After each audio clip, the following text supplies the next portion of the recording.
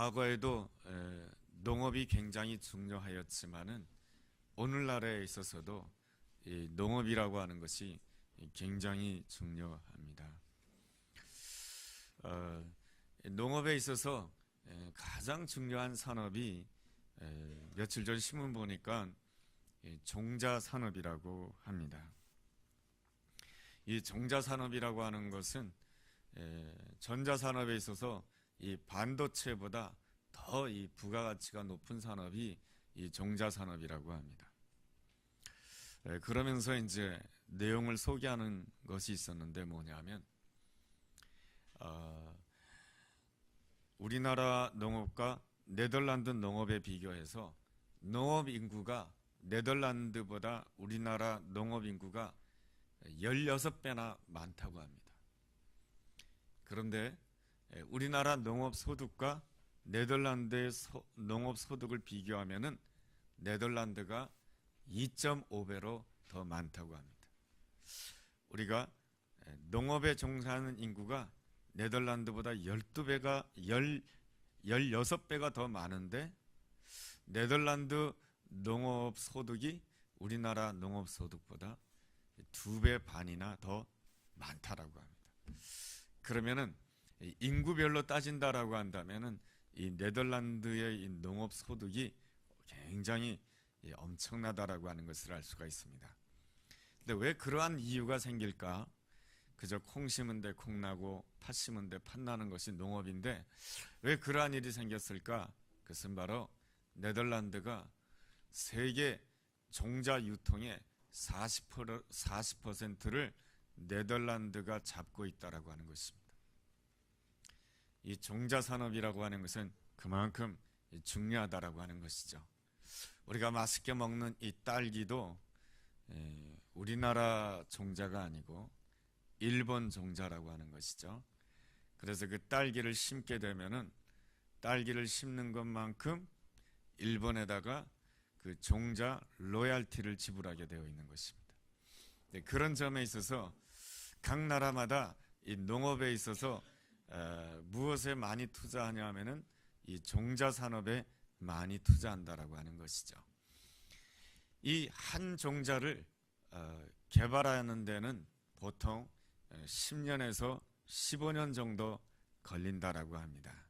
그 이유는 1년 4계절을 거쳐봐야 되고 몇 년이 흘러봐야 되고 그리고 이 종자가 이 땅에 잘 적응할 수 있는지를 지켜봐야 되기 때문에 한 종자를 개발하는 데는 10년에서 15년 정도 걸린다라고 합니다. 그런 점에 있어서 이 종자 산업이라고 하는 것은 미래 농업에 있어서 굉장히 중요한 산업이다라고 할 수가 있습니다. 한 나무를 보았을 때도 이 나무가 얼마나 크게 자랄 수가 있을까? 그리고 이 나무에 어떤 종류의 열매가 맺혀질까 함에 있어서도 가장 중요한 것이 그 나무의 종자가 무엇이냐 거기에 달려 있다라고 하는 것입니다. 이 종자가 좋으면은 그 다음에 중요한 것이 뭐냐 하면은 땅입니다. 땅이라고 한다면은 환경이 되겠죠. 뭐 환경이라고 한다면은 뭐 한대 기후냐 아니면 열대 기후냐 그러면 온난화 기후냐 그러한 모든 것들이 또 환경을 결정하는 요소가 될 것입니다. 그 다음에 먹이가 있습니다. 적당한 햇빛과 적당한 물과 그리고 적당한 영양분이 주어져야 이 좋은 종자나무가 이렇게 원하는 대로 이렇게 많은 풍성한 열매를 맺을 수가 있게 되는 것입니다. 그래서 이 한 식물이 성장함에 있어서 세 가지 요소가 필요한데 잘 성장하기 위해서는 세 가지 요소가 필요한데 제일 첫 번째는 종자요. 그 다음에는 먹이와 환경인 것입니다. 농식물뿐만 아니라 이 축산업에서도 이 종자가 굉장히 중요하다 그러시죠. 특별히 이 말 같은 경우에는 굉장히 이 말 같은 경우에는 종자라 그러기보다도 종마라 그러는 것이죠. 그래서 세계 올림픽 경기 대회라든가 이런 데 나가는 말들을 보면은 다 뭡니까? 좋은 종마 출신인 것이죠. 그래서 이 종마들이 무엇을 많이 따지냐면은 소위 말해서 이 혈통을 많이 따지게 됩니다. 그래서 이 말을 아무리 좋은 환경에서 아무리 열심히 훈련을 시켜도 좋은 종마는 절대로 따라갈 수 없다라고 합니다. 그래서 이 좋은 종마의 이 값어치가 굉장하다고 하는 것이죠. 이 좋은 종마의 경우에는 말 한 필이 이제 수십억씩 하는 것이죠. 그래서 이렇게 올림픽 경기나 이런 데 나가는 말들의 그 액수가 어마어마한 것이죠. 그래서 이 세 가지를 갖춰야 잘 성장하게 되는 것이죠. 그만큼 이 종마의 가치는 굉장히 종자, 이것은 굉장히 중요한 것이죠. 사람은 어떻습니까? 사람에게도 이 뿌리가 굉장히 중요하다고 할 수 있습니다. 이 사람의 뿌리라고 하는 것은 이 하루아침에 만들어지지 않습니다. 이 사람의 뿌리는 이 많은 시간이 걸립니다. 그래서 이 뿌리가 중요하다고 하는 것이 학자의 집안에서 학자가 나오는 것이고요. 운동선수 집안에서 이 탁월한 운동선수가 나오는 거예요. 그리고 이 사업가 집안에서 이 탁월한 사업가가 나오는 것이지 이 하루아침에 모든 것이 나오는 것이 아니에요. 그래서 이 좋은 뿌리를 가진다라고 하는 것은 굉장히 중요한 것입니다. 그런 점에 있어서 이 뿌리를 바꾼다라고 하는 것은 쉬운 일이 아니고 많은 시간이 걸리는 것입니다. 식물에 있어서도 한 종자를 바꾸는데 10년 내지 15년이 걸린다고 하죠. 그렇다라고 한다면 이 사람의 뿌리를 바꾸는 데는 얼마나 시간이 걸리겠습니까? 여러분, 성경을 읽어보게 되면은 이 아브라함이 위대한 이유가 뭡니까? 이 아브라함이 위대한 이유는 그가 이 종자를 바꿨기 때문에 그런 것이에요. 자신의 뿌리를 바꿨기 때문에 아브라함이 위대한 것입니다. 그래서 그 아브라함의 후손들은 다 무엇을 자랑스럽게 생각합니까? 이 아브라함의 아버지가 데라인 것이죠. 그 아브라함의 후손 가운데 어느 누구도 자기를 나는 데라의 후손이다라고 말하는 사람이 하나도 없어요. 아브라함의 후손들은 다 누구의 후손이라고 말하냐면은 나는 아브라함의 후손이다라고 말합니다. 왜 그렇게 말할까요? 이 아브라함이 갈대아 우르 땅을 떠나서 우상 숭배하던 집에서 떠나서 하나님의 인도함 따라서 하나님이 예비한 땅 가나안 땅에 오는 그 믿음의 여정을 통하여서 이 아브라함은 자신의 뿌리를 바꿔버린 것입니다. 농식물로 말하면 자기의 그 종자를 바꿔버린 것입니다. 그러기에 이 아브라함의 후손들은 다 하나같이 뭡니까? 자기를 무엇으로 자랑스럽게 생각하냐 하면은 아브라함의 후손이라고 자랑스럽게 생각하는 것이죠. 바로 자기의 종자를 바꾼 사람이기 때문에 그렇습니다. 성경이 가르쳐주는 바 우리는 본래 어떠한 존재라고 말씀해주고 있습니까? 로마서 3장 23절에 오면 이러한 말씀이 있습니다. 모든 사람이 죄를 범하였음에 하나님의 영광에 이르지 못했다라고 말씀해주고 있습니다. 모든 사람이 죄를 범하였음에 하나님의 영광에 이를 수 없는 그러한 존재가 바로 이 죄인의 존재다라고 하는 것이죠. 하나님께서는 아담을 창조하시고 하와를 창조하셨습니다. 그리고 그들로 하여금 어디에 살게 하셨습니까? 에덴 동산에서 살게 하셨습니다. 에덴 동산에서 모든 것을 먹고 취할 수가 있었지만은 딱 한 가지만은 하나님께서 금하셨습니다. 선악을 알게 하는 나무의 열매는 금하셨습니다. 하나님께서 무엇을 두신 것입니까? 아담과 하와에게 정지선을 둔 것입니다.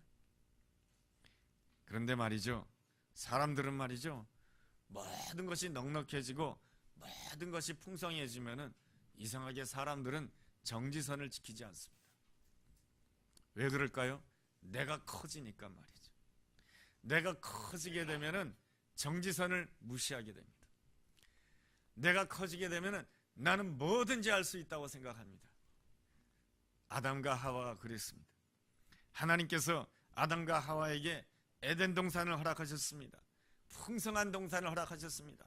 모든 것이 넉넉해지고 모든 것이 좋아지다 보니까 이 아담의 마음이 내가 커진 것입니다. 내가 커지니까 나는 뭐든지 할 수 있다고 생각하였습니다. 그래서 어느 날 정지선을 넘어서 하나님이 기뻐하지 아니하는 선악을 알게 하는 나무의 열매를 먹게 됩니다. 정지선을 넘게 되었을 때 반드시 나타나는 현상이 있습니다. 그게 뭐냐 하면은 하나님을 피하는 자가 된다라고 하는 것입니다.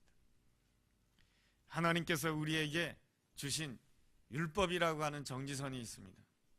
그 정지선을 넘어서게 되면은 우리는 어떤 사람이 되냐 하면은 자꾸 하나님을 피하고 싶은 사람이 되는 거예요.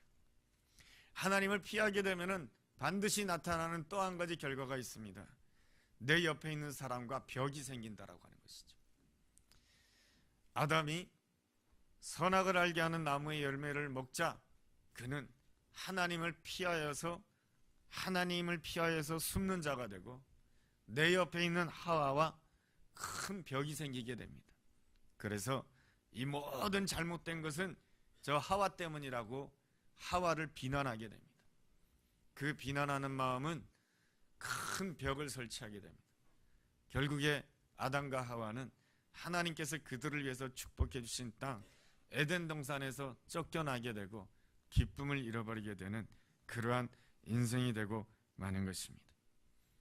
그럼에도 불구하고 하나님의 아름다움이라고 하는 것은 이 같은 죄인에 대해서도 포기하지 않으셨다라고 하는 것입니다. 하나님께서는 끊임없이 자기를 나타내기를 원하십니다. 자신을 나타낸다라고 하는 것은 무엇입니까? 자신의 사랑을 나타내기를 원하시는 하나님이십니다. 하나님께서는 여러 부분과 여러 모양으로 여러 선지자들을 통하여서 하나님께서 이 땅을 얼마나 사랑한지를 말씀하시다가 마지막 때에 예수 그리스도를 통하여서 하나님 사랑이 어떠한지를 분명하게 보여주었던 것입니다. 그래서 하나님의 아들을 이 땅에 보내주셨고 예수 그리스도를 영접하는 자에게는 어떠한 권세를 주셨냐면 하나님의 자녀가 되는 권세를 주셨습니다. 이것이 무엇입니까? 바로 종자를 바꾸는 축복인 것입니다. 우리는 아담의 후손으로서 늘 죄 아래 살다가 멸망의 자식이 될 수밖에 없고 하나님의 영광에 이를 수 없는 그러한 자였는데 하나님께서는 우리를 너무 사랑하셔서 자신의 독생자 예수 그리스도를 이 땅에 보내주시고 예수 그리스도를 우리를 대신하여 십자가에 내어주심으로 인하여서 누구든지 그리스도를 영접하는 자에게는 어떠한 은혜가 주어졌냐면 하나님의 자녀가 되는 놀라운 권세가 주어졌습니다. 그것이 바로 요한복음 1장 12절에 나옵니다. 영접하는 자, 그 이름을 믿는 자들에게는 하나님의 자녀가 되는 권세를 주셨으니 이는 혈통으로나 육정으로 사람의 뜻으로 나지 아니하고 오직 하나님께로 난 자들이냐. 바로 예수 그리스도를 바라보고 예수 그리스도 앞에서 내가 죄인됨을 깨닫고 예수님만이 나의 구주이십니다. 예수님을 영접하게 되었을 때에 본래 아담의 후손이었지만은 예수 그리스도로 말미암아 내 인생의 종자가 바뀌어지게 되는 것이죠. 하나님의 자녀로 바뀌어지는 것이고 새로운 피조물이 되는 놀라운 역사가 일어나는 것입니다. 그렇다면 새로운 피조물이 먹어야 될 것이 무엇입니까? 마태복음 4장 4절은 주님께서 이렇게 말씀해 주십니다. 사람이 떡으로만 살 것이 아니요 하나님의 입으로 나오는 말씀으로 살 것이니라. 종자가 바뀌어지면 무엇이 바뀌어져야 되냐면은 먹는 것이 바뀌어져야 되는 것입니다. 내가 먹는 것은 떡이 아니고 내가 진실로 날마다 먹어야 될 것은 하나님의 입으로부터 나오는 하나님의 말씀입니다. 이것이 새로운 피조물이 날마다 먹어야 되는 것입니다. 그렇다라고 한다면 이 새로운 피조물들이 살아야 될 환경은 어떠한 것입니까? 그 새로운 피조물이 살아야 될 그 환경은 길가가 아닙니다. 그 새로운 환경은 돌짝밭이 아니고 그 새로운 환경은 가시떨기밭이 아닌 것입니다. 마음이 완고해질 때 그 마음이 길가와 같은 밭이 되고, 마음에 근심이 많게 되었을 때 그 인생은 돌짝밭이 되는 것이고, 세상 유혹에 쉽게 넘어지게 되면은 그 인생은 가시떨기밭이 되는 것입니다. 새로운 피조물이 항상 있어야 될 자리는 바로 좋은 땅인 것입니다. 그 좋은 땅이란 어떠한 자리냐? 말씀을 듣고 깨닫는 자리인 것입니다. 그래서 마태복음 13장 23절에 이러한 말씀이 있습니다. 좋은 땅에 떨어졌다라고 하는 것은 말씀을 듣고 깨닫는 자니 결실하여 어떤 것은 100배, 어떤 것은 60배, 어떤 것은 30배가 되느니라. 이것이 바로 하나님이 우리에게 원하시는 바인 것입니다. 그러므로 믿음의 생활이란 이렇게 정의를 할 수가 있습니다. 믿음의 생활이란 첫 번째로 종자를 바꾸는 것이고, 두 번째로 먹는 것을 바꾸는 것이고, 세 번째로 환경을 바꾸는 것입니다.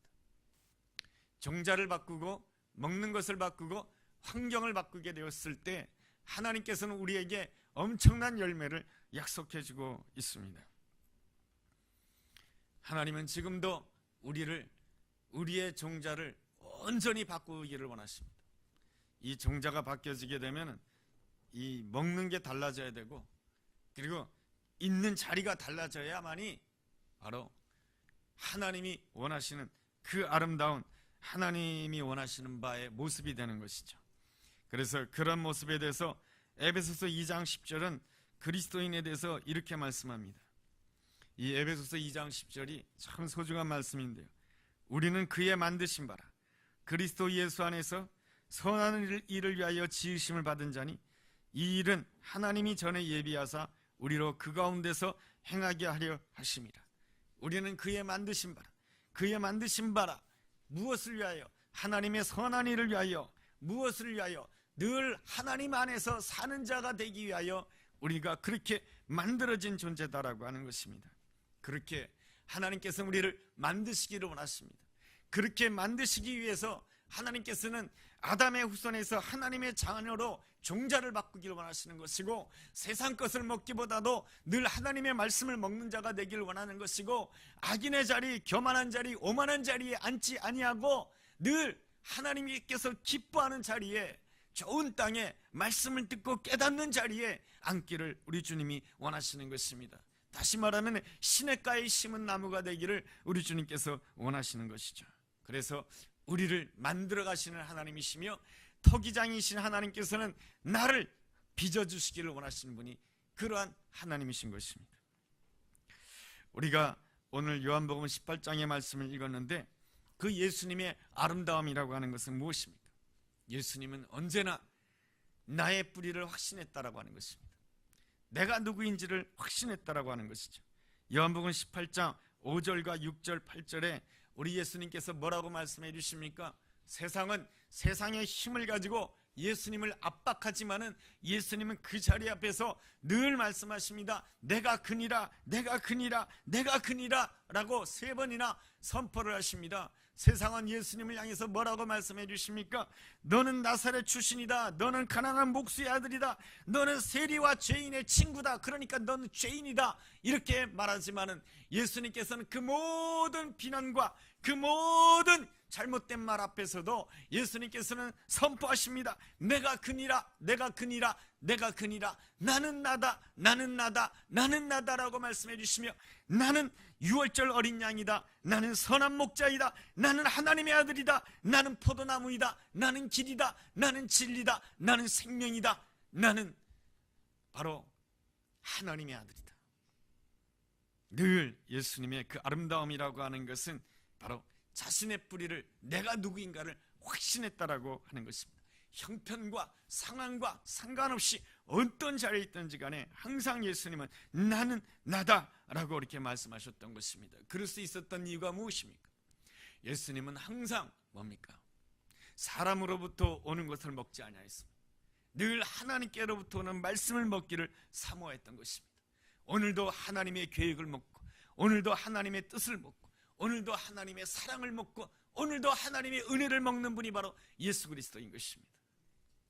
사람들은 예수님을 향해서 비난하지만 그 비난을 먹지 아니하고 하나님께로부터 들려오는 음성, 너는 내 사랑하는 아들이야, 너는 내가 기뻐하는 자야 라고 하는 하나님의 음성을 먹었다라고 하는 것입니다. 그러기에 11절에 보면 이러한 말씀이 있습니다. 아버지께서 주신 잔을 내가 마시지 않겠느냐. 아버지께서 주시는 것이라고 한다면 내가 다 먹겠습니다. 이것이 바로 늘 예수님께서 잡수시는 것이었습니다. 그리고 예수님이 있는 자리는 어떠한 자리입니까? 항상 하나님의 의를 높이는 자리에 있는 것입니다. 내가 얼마나 괜찮은 사람인가, 내가 얼마나 편안한 자리인가, 그것보다도 하나님의 뜻을 이루는 자리인 것입니다. 하나님의 뜻이 하늘에서 이루어진 것 같이 이 땅에서 이루어지기를 원하는 그 자리에 있기를 원하셨던 것입니다. 이것이 바로 예수님의 놀라운 그 아름다움인 것입니다. 그러기에 예수님은 어떠한 형편 가운데서도 담대할 수가 있었던 것입니다. 오늘 우리가 읽은 요한복음 18장을 읽어보게 되면 예수님께서 이 대제사장의 집에 끌려가서 재판을 받게 됩니다. 사실은 이 재판 그 자체는 불의한 재판인 것입니다. 당시 재판은 대제사장 집에서 이루어질 수가 없습니다. 그리고 유대인들은 밤중에는 재판하지 않습니다. 재판은 낮에 합니다. 그런데 예수님을 언제 재판합니까? 밤중에 재판합니다. 그리고 대제사장 집에서 재판을 합니다. 그럼에도 불구하고 예수님께서는 담대하게 선포하고 있습니다. 오늘 우리가 읽은 19절에 보면 이런 말씀이 있습니다. 대제사장이 예수에게 그의 제자들과 그의 교훈에 대하여 물으니, 이 대제사장이 너의 교훈이 뭐냐고 묻습니다. 그랬을 때 20절과 21절에 예수님께서 말씀해 주십니다. 나는 항상 회당에서 가르쳤다. 나는 항상 공개적으로 가르쳤고 은밀하게 가르치지 아니하였다.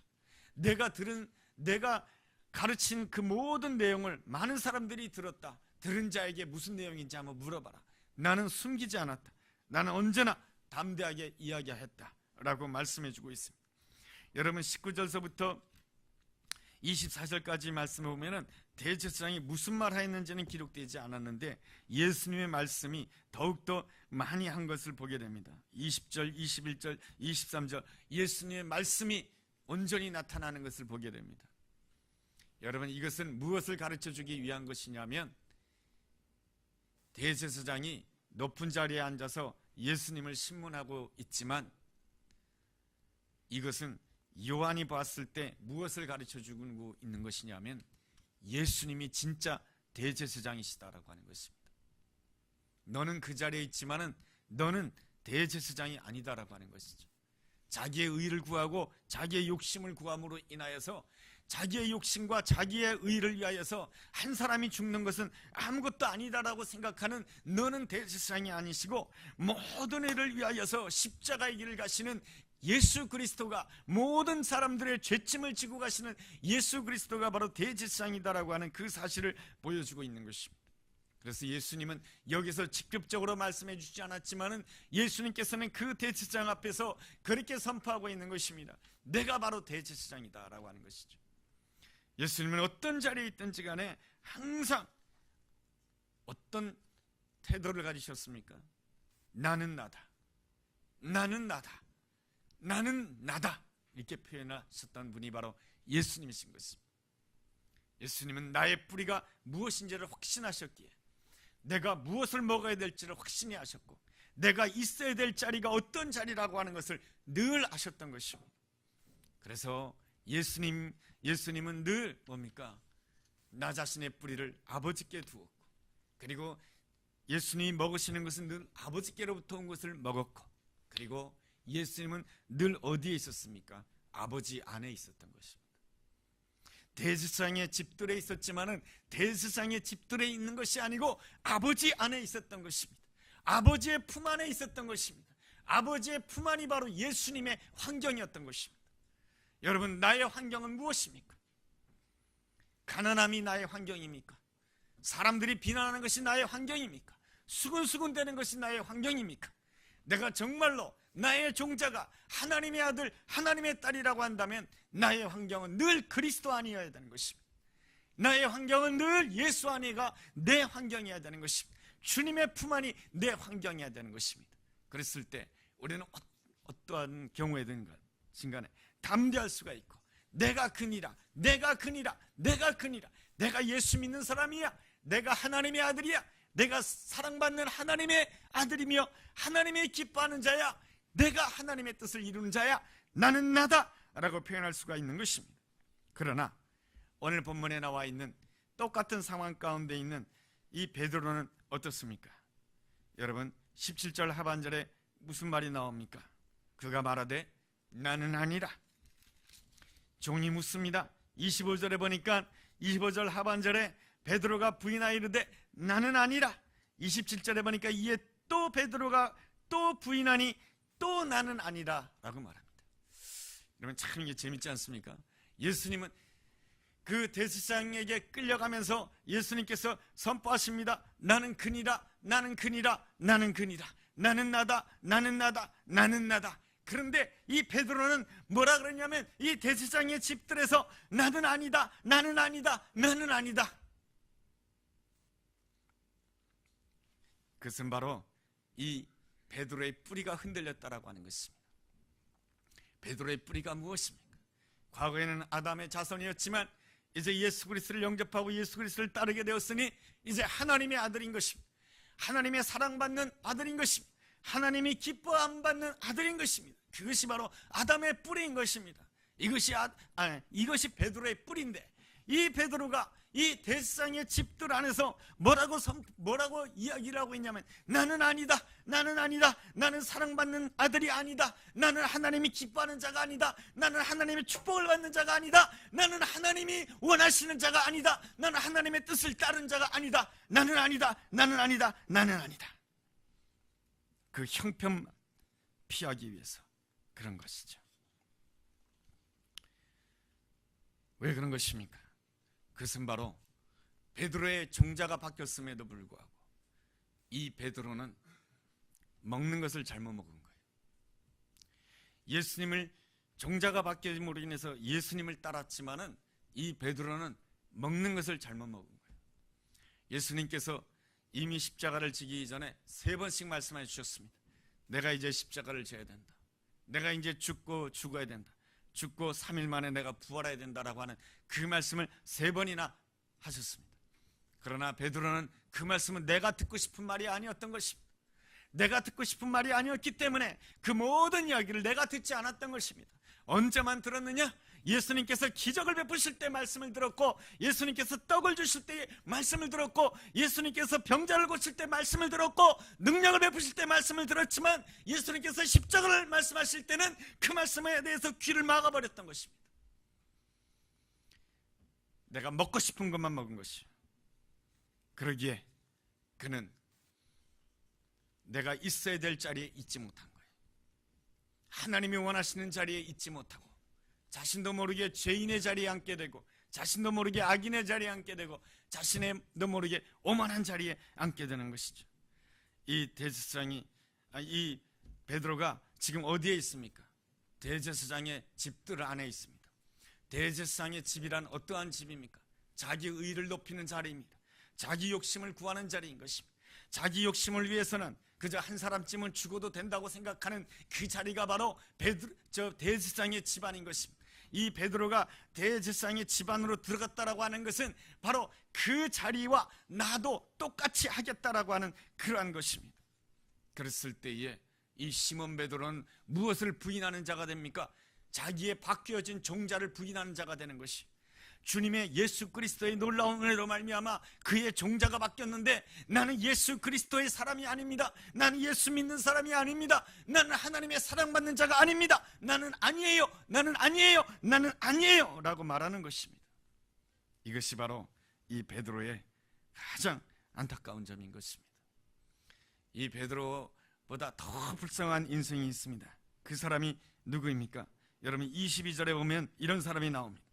이 말씀을 하시며 곁에 섰던 아랫사람 하나가 손으로 예수를 쳐 이르되 내가 대제사장에게 이같이 대답하느냐.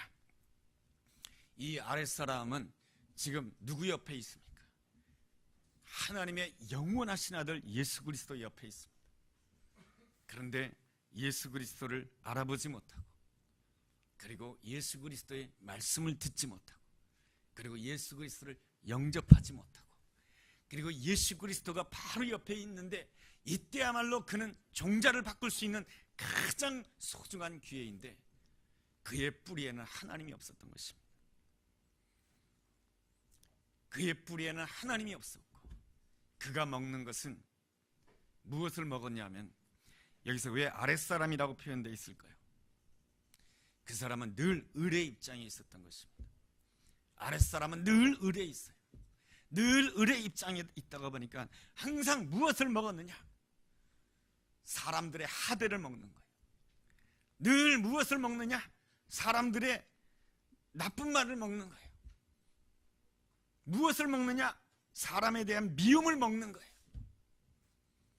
그러다 보니까 그가 있어야 될 자리는 하나님이 기뻐하지 못하는 자리에 있게 돼요. 사람에 대한 그 미움을 먹게 되었을 때에 사람들에게 하대를 받으면서 내 안에 미움이 자라고 미움이 자라다가 보니까 나보다 더 약해 보이는 예수 그리스도를 향해서 함부로 때리는 거예요. 예수는 누구입니까? 하나님의 아들이. 내 안에 미움이 자랄 때 누구를 때리는 자가 되냐면 예수님을 때리는 자가 돼요. 누구를 때리는 자가 되면 하나님의 아들을 때리는 자가 돼요. 누구를 때리는 자가 되면 진리를 때리는 자가 되는 거예요. 하나님의 영원한 생명을 때리는 자가 되는 거예요. 이 아랫사람이 이 세상에서 가장 불쌍한 사람. 베드로도 마찬가지인 것이죠. 하나님의 놀라운 은혜로 말미암아 종자가 바뀌었는데 이 베드로가 나는 아니에요. 나는 하나님의 사람이 아니에요. 나는 하나님의 축복받는 사람이 아니에요. 내가 이렇게 어렵고 힘든데 내가 무슨 축복받은 사람이에요. 나는 아니에요. 이것이 바로 베드로의 그 생각이었던 것입니다. 왜 그가 그러한 생각을 가졌는가? 자기가 먹고 싶은 말씀만 먹고 하나님이 기뻐하는 자리에 앉지 않았기 때문에 그는 나는 아니에요 라고 말할 수밖에 없었던 것입니다. 그러나 하나님께서는 이 베드로를 사랑해 주셨습니다. 그 사랑이 바로 27절에 곧 달기 울더라. 달기 울게 되었을 때 베드로에게 하나님의 음성이 들려지기 시작합니다. 전에 말씀해 주셨어요. 내가 주님이 죽는 자리까지 간다 할지라도 내가 주님을 따르겠습니다 했지만은 예수님께서는 베드로에게 뭐라고 말씀해 주셨습니까? 너는 닭 울기 전에 나를 3번 부인할 것이다. 생각해 보니까 예수님의 말씀이 맞았어요. 예수님의 말씀이 진리였어요. 여러분, 그랬을 때 이 베드로가 전에는 예수님의 말씀 안 들었어요. 너 닭 울기 전에 나를 3번 부인할 것이다. 그 말씀을 귓등으로 들었어요. 왜냐하면 그 말씀은 예수님께서 나를 보잘것없다고 말하는 거예요. 예수님께서 나를 향해서 너는 그렇게 힘없는 자라고 말하는 것이에요. 너는 힘이 없는 자이고 너는 연약한 자다라고 말하는 그런 거 듣기 싫었어요. 너 약하다고 하는 말 너무너무 듣기 싫었어요. 그런데 지금은 베드로가 무너지게 되었을 때, 달기 울게 되었을 때, 고난당하게 되었을 때, 자기 마음이 아팠을 때 주님의 음성이 들려오기 시작해. 그가 무엇을 그때부터 먹기 시작합니까? 이 하나님의 음성을 먹기 시작하는 거예요. 하나님의 말씀이 달든지 쓸든지 다 먹기 시작하는 게 돼요. 그러면서 이 베드로가 바뀌어지기 시작합니다. 전에 베드로가 있던 환경은 어떠한 환경입니까? 여러분 18절에 보면 이런 말씀이 있어요. 그때가 추운 고로 종과 아랫사람들이 불을 피우고 서서 쬐니 베드로도 함께 서서 쬐니라.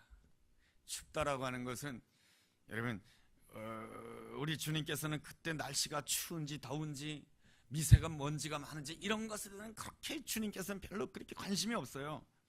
그러나 주님께서 이 말씀을 기록하게 하신 데는 이 베드로의 영혼이 춥다라고 하는 것입니다. 그 영혼이 추우니 불을 쬐고 있어도 그 마음이 따뜻해질 수가 없는 거예요.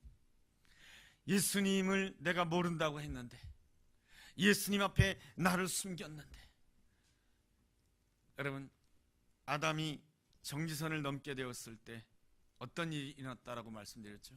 하나님 앞에서 숨는 자가, 하나님 앞에 숨게 되면 어떤 역사가 일어나게 됩니까? 내 옆에 있는 사람과 벽이 커지게 돼요.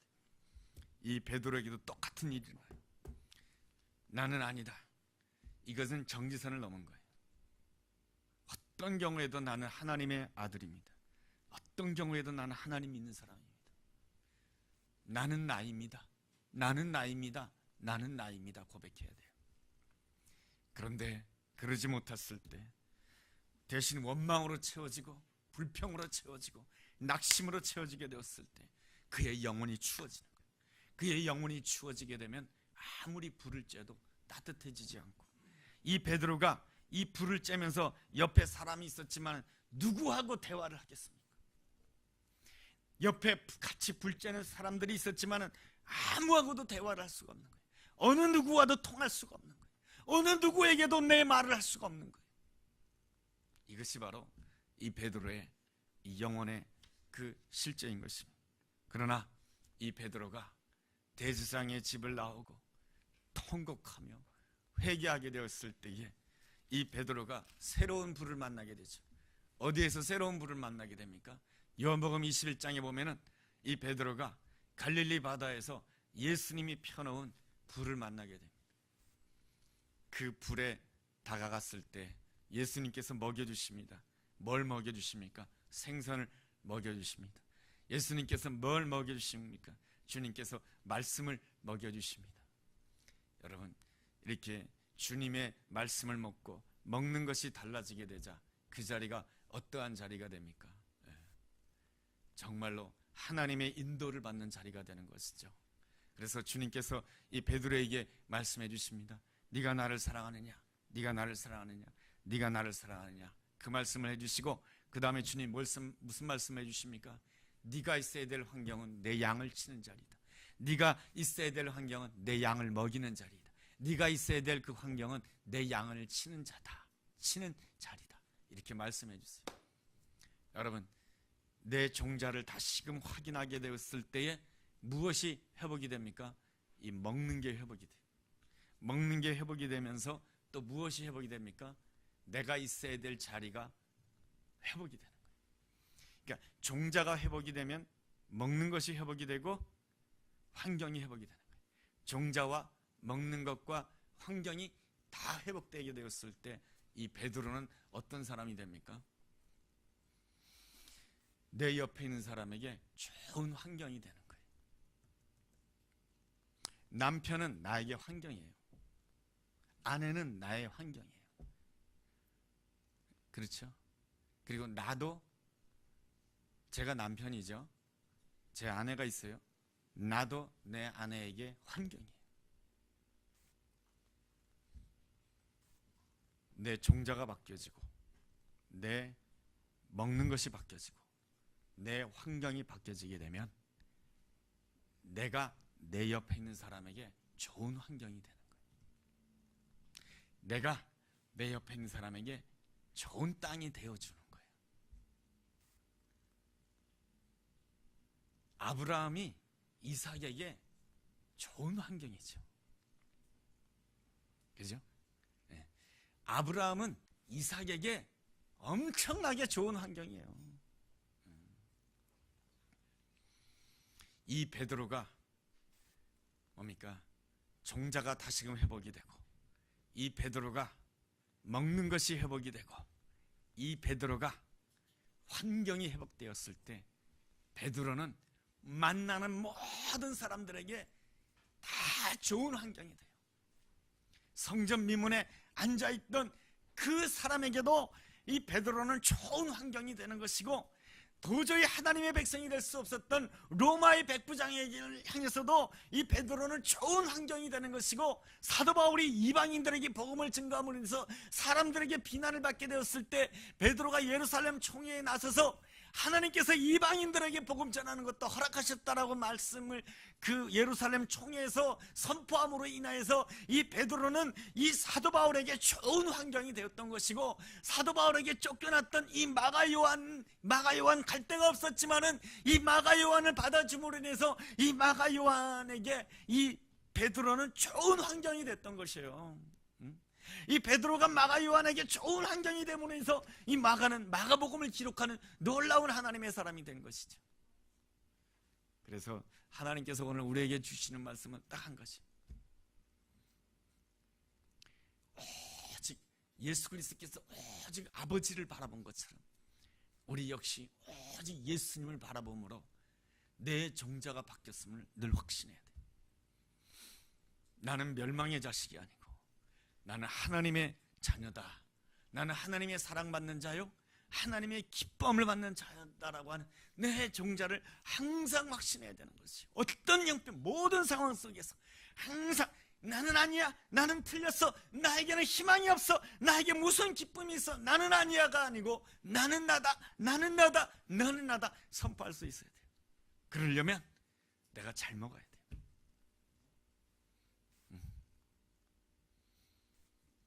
바로 하나님께로부터 오는, 예수님께로부터 오는 말씀을 먹어야 되는 것이고, 날마다 그 말씀 먹기를 사모해야 되는 거예요. 그 먹는 것을 잘못 먹으면 굶으면 안 돼요.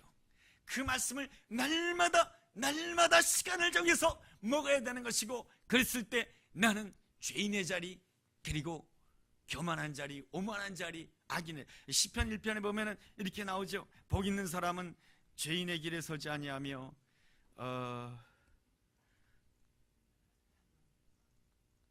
오만한 자리에 앉지 아니하고, 내가 시편 1편을 잊어버렸어요. 여러분 예배 끝난 다음에 다시 펼쳐보기 바라요. 아무튼 복 있는 사람은 죄인의 자리, 그리고 악인의 자리, 교만한 자리에 앉지 않기를 원하는 자가 바로 그 뭡니까? 항상 말씀을 묵상하는 그 자리에 앉기를 원하는 것이죠. 그랬을 때 나라고 하는 존재는 바로 내 옆에 있는 사람에게 좋은 환경이 되는 거예요. 여러분, 내 남편에게 내가 좋은 환경이 되어주고, 내 아내에게 내가 좋은 환경이 되어주고, 내 자녀들에게 내가 좋은 환경이 되어주고, 우리 함께 가는 교회 성도들에게 내가 좋은 환경이 되어준다라고 한다면, 내가 좋은 땅이 되어준다라고 한다면, 주님은 우리에게 약속해주고 있습니다. 거기에 100배, 60배, 30배의 열매를 맺게 해주신다 라고 말이죠. 아무튼 주님의 은혜로 종자도 바꾸시고, 주님의 은혜로 먹는 것도 바꾸시고, 주님의 은혜로 환경도 바꾸시는 우리 모두가 되기를 주님의 이름으로 축복합니다. 이 시간에 우리 함께 기도하는 시간을 가졌으면 좋겠습니다.